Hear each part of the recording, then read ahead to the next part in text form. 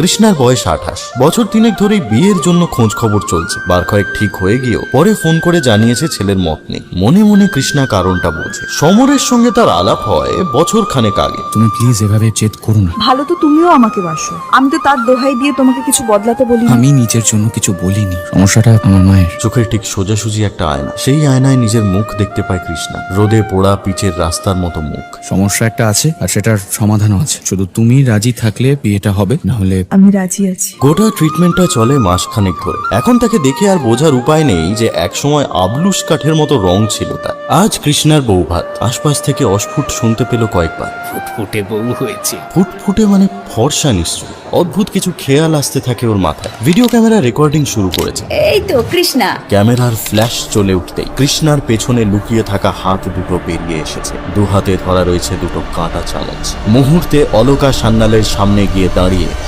মহিলার চোখ লক্ষ্য করে চালিয়ে দিয়েছে ধারালো কাঁটাগুলো। বিজয়ীর হাসি খেলা করছে তার মুখে। ঘন কালো গায়ের রং নিয়ে জন্মেছিল মেয়েটা। বাবা নাম রেখেছিলেন কৃষ্ণকলি। কালো তারে বলে গায়ে লো, মেঘলা দিনে